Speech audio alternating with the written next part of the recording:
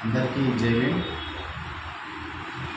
మేడ్చల్ మల్కాజ్గిరి జిల్లా బీఎస్పీ నాయకులందరికీ మనవి చేసేది ఏమన్నా, రేపు బహుజన్ సమాజ్ పార్టీ తరఫు నుండి ధర్నా కార్యక్రమం ఒకటి జవహర్నగర్లో నిర్వహించడం జరుగుతుంది. 5 గంటలకు, సాయంత్రం 5 గంటలకు మా రాష్ట్ర అధ్యక్ష వారి ఆదేశాల మేరకు ఈ కార్యక్రమాన్ని మనం నిర్వహిస్తున్నాము.